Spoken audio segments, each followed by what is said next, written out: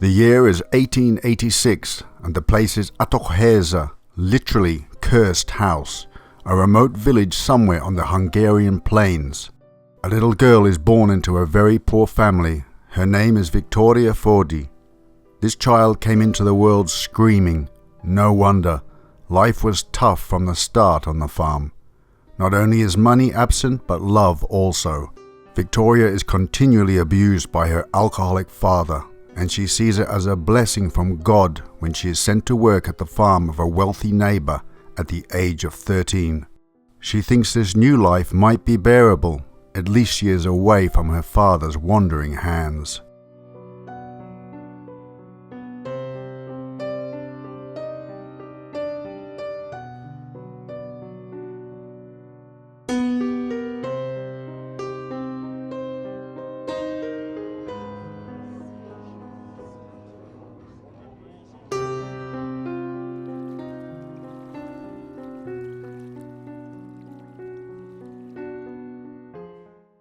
To celebrate her new life, she takes up smoking a pipe.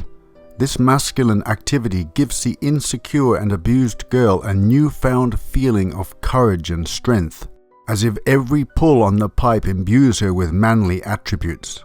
Unfortunately, this fragile costume of manliness doesn't ward off the attentions of the farm owner, to whom she now belongs. One day, while in the barn milking the cows, a shadow darkens the doorway. Her boss is staring at her in a way that makes her feel very uneasy.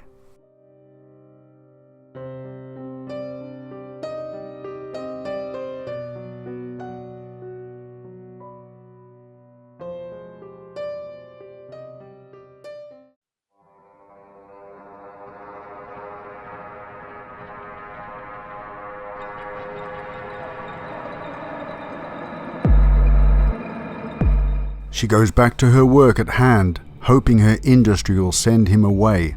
It doesn't. Suddenly he forces himself on her and savagely rapes her. After this vicious assault, her attacker stumbles away, and Viktória, crying, continues her duties. Her newfound security is shattered and she loses all hope in her heart. Something dies within her, and in its place something new is born. Something hard and cold and strong enough to carry her forward.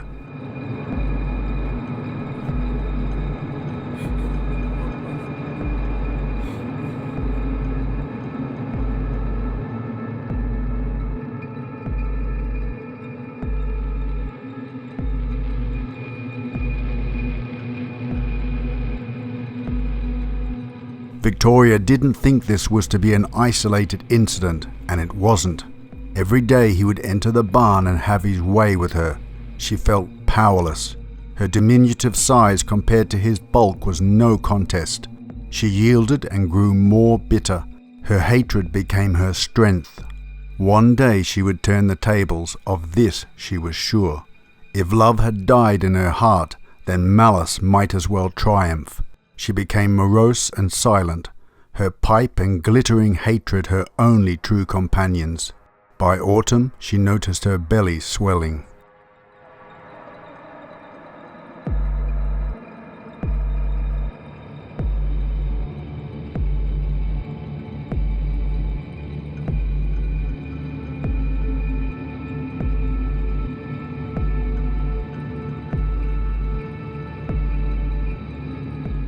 The farm owner made a small attempt at being decent by marrying her.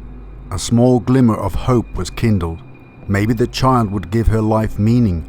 Maybe she could give it the love that was denied her. The farm owner's daughters of a previous marriage treated her like dirt and ordered her around like a servant. Still hanging on to that ray of hope, she thought the arrival of a baby might soften their attitudes.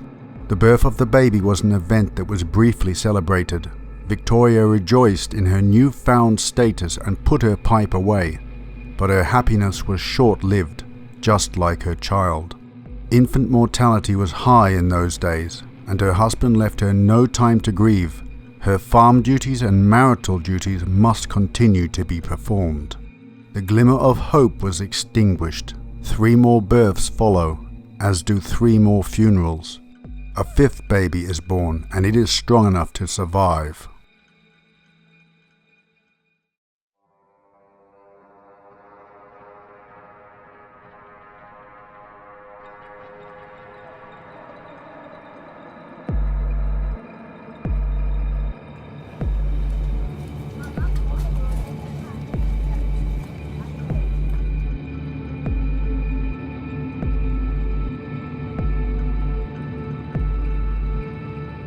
After 2 more years of coarse brutality from the farm owner and resentment from his daughters, Viktória swaddles her baby girl against the cold and leaves the farm in the dead of night to begin a new life.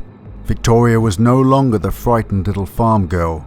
She had not only developed a strength of purpose and character, but a glandular disorder was causing her voice to deepen and her body to become muscular and sturdy like a man's.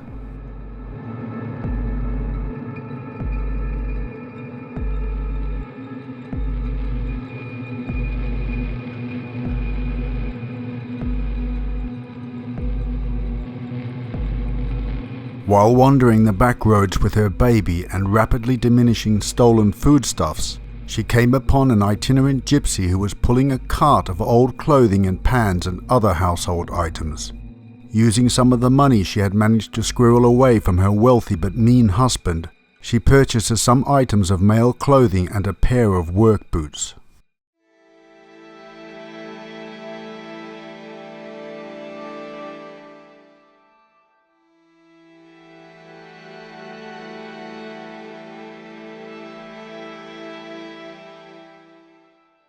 Further on down the road, she rests with the baby in an abandoned crofter's cottage.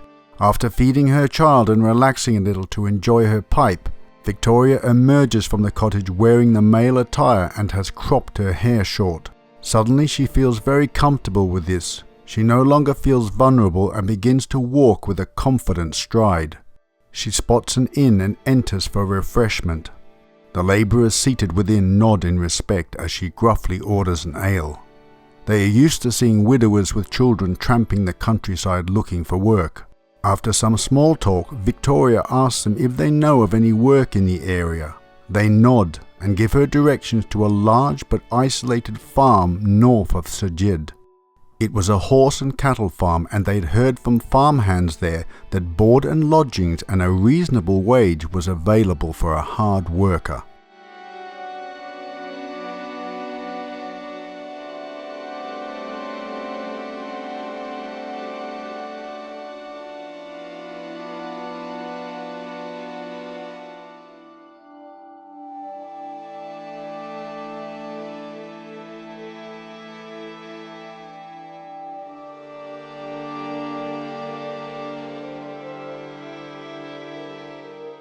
Viktória thanked them and immediately set off in the direction of Szeged. She was not shy of work, and her provisions would not last much longer. She gritted the pipe between her teeth and ignored the pain from the ill-fitting boots.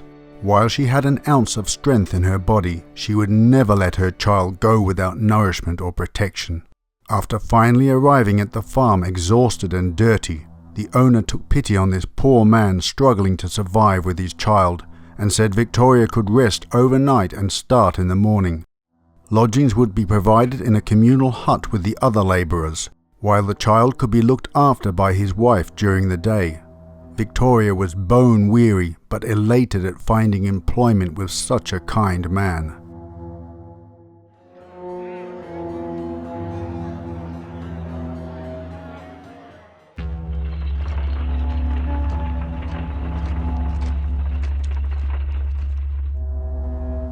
She proved herself to be a tireless worker, and as the food servings were generous, her form thickened and her muscles hardened. She got on reasonably well with the other farmhands, even if they thought the new guy was somewhat aloof and always slept fully dressed. He wouldn't bathe with them in the pond either, but every 2 Sundays a month was a day of rest for them. Viktória would then take her child and go off into town and come back clean and with the clothes laundered.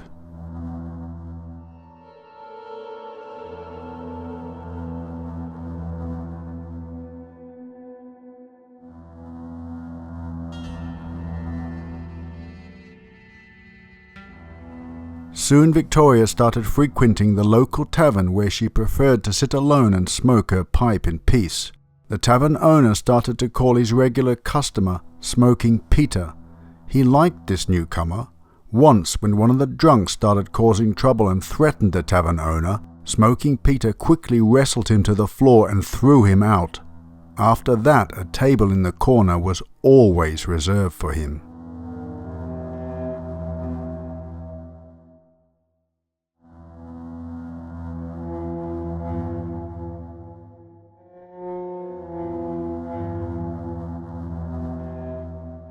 It didn't go unnoticed by the fellow workers that Smoking Peter didn't like to hang around with the men while out drinking, but was often seen in the company of married women from the surrounding villages.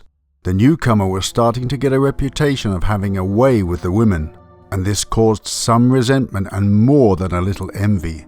But as Smoking Peter worked twice as hard as any of the other men and was always ready with his fists, they didn't dare voice their anger.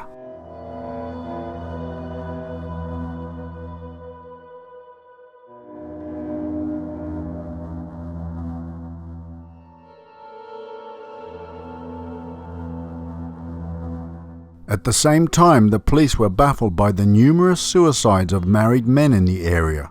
Apparently, all the wives of these men reported finding them hanging in the barn. The police had never experienced so many at one time. With growing alarm, they had a local surgeon inspect the bodies, but he could find no sign of a struggle, nor did the hands show any signs of being tied. So the death certificates were filled out and signed. Death by own hand. Suicide.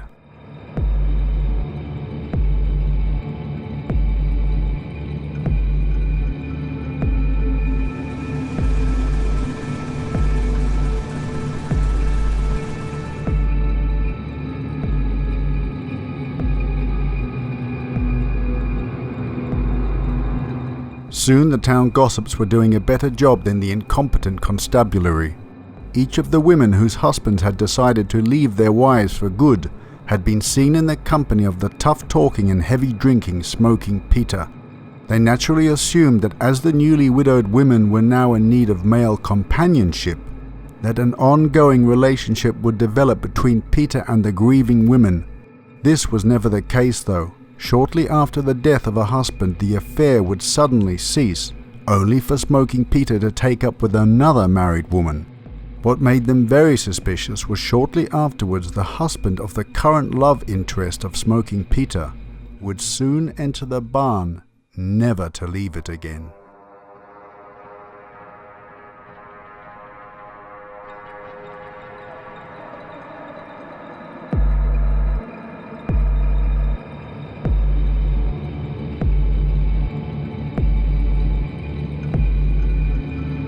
Soon many tongues were wagging, and these rumours came to the attention of one John Viktória, who had always been jealous of the attention the women were giving this pipe-smoking philanderer.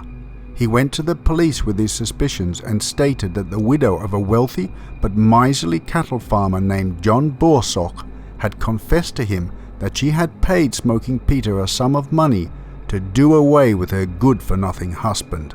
The widow had also described to him how it was done. Under directions from Peter, she led her unsuspecting husband to the dark barn with the promise that she had a surprise for him. Once there, the hired husband killer sprang from his hiding place and coshed the victim over the head just enough to knock him unconscious. Then the two collaborators hoisted the senseless husband onto a wooden crate and put the prepared noose over his head. With a swift kick from Smoking Peter, the unwanted husband was sent into eternity.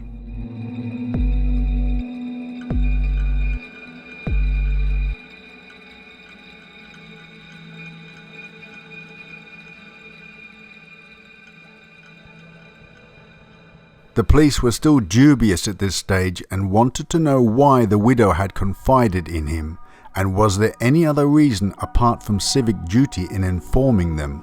Viktória explained that after Borsok's death he had been the widow's lover and she had confessed to him. He would never have told on her if she had not recently tired of him, and so, looking around for the reason, he had heard she was seeing Smoking Peter again, a thing that he had always feared because he was very sure that money must not be the only reason for Peter to help her. Mad with jealousy, he saw an easy way to be rid of his rival in love. He didn't realize he had just implicated the object of his affections too.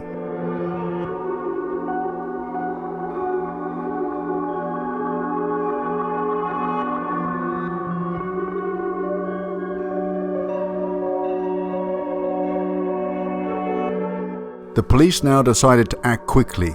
They found Smoking Peter at the farm where he worked and took him into custody. The widow and her son were also arrested, but all denied any guilt at first. Then the police tried the old trick of telling each that the other had confessed and placed the widow and Peter in the same room together. The two merely glowered at each other until a police detective remarked, "This man claims that you never paid him for ridding you of that mean old husband of yours."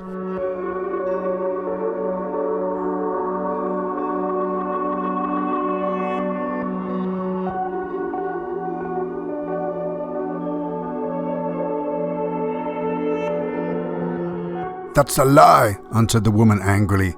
"I paid him 3,000 silver crowns for the job, and that's more than he got from anyone else." Instantly, Smoking Peter's fist made a powerful swing for the widow's jaw. The policeman who blocked it with his wrist stated that had it landed, the widow Borsok may well have been silenced forever. They handcuffed Peter, but he continued to curse the woman for her monstrous lies. "You did it for charity, did you?" sneered the widow. "Perhaps you are thinking of your dear little friend, the widow Dobak. I happen to know for a positive fact that when you hanged Anton Dobak for her, all you got was a lambskin and a little wine." "Idiot!" yelled Peter in despair. "You will hang us all!"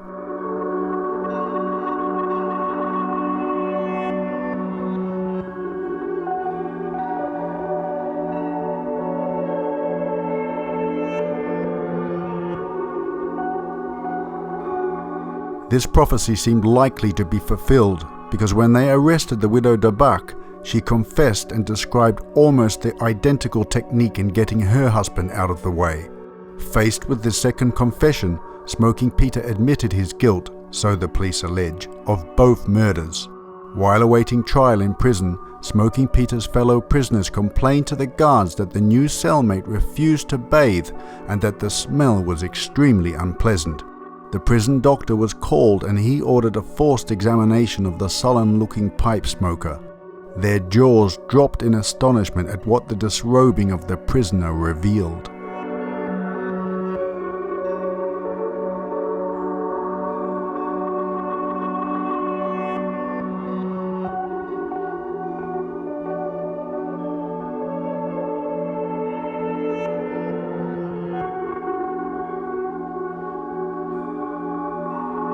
When her sex was revealed, Viktória made no attempt to conceal her identity. In the prison of Szeged, she said her maiden name was Viktória Fődi, that she was the daughter of a peasant who had been sent to the farm of Paul Riga, a rich old widower, many years earlier when she was 13. Riga, when contacted, confirmed this, stating that the present circumstances had no doubt been directly influenced by his wife's mean disposition and ferocious temper. He also told detectives that she had been a beautiful creature when he married her 24 years ago.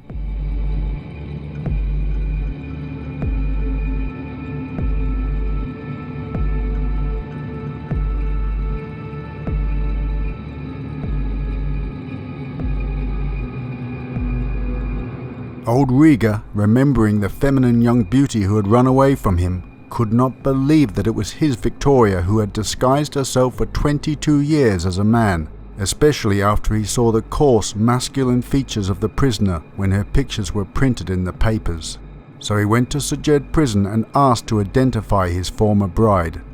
As he stared through the bars at the weather-beaten rough features and toil-worn hands of this pipe-smoking murderer, he shook his head and told the jailers that the woman before him could not possibly be his little Viktória. Just at that moment, the prisoner shouted at him.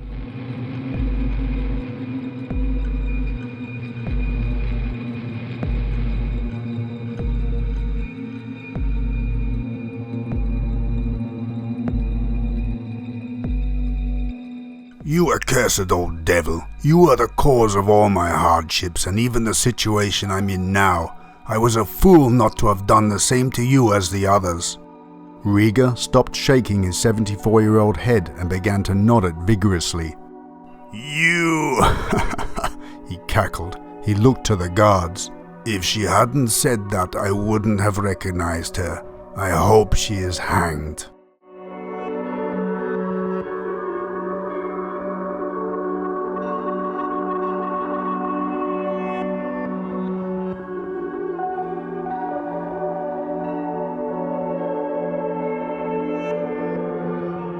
Old Riga would apparently get his wish. Viktória Fődi was convicted of 2 counts of murder and sentenced to dangle at the end of the same kind of noose she had prescribed for her victims. It appeared that in the Dobak case, she received 1 year's free room and board at the home of the widow and a supply of tobacco. The 2 widows were sentenced to life imprisonment. Viserys, the jealous lover, was given 15 years hard labour, and young Imre Borsok was given 2 years for not reporting the suicide as murder, knowing full well that to be the case.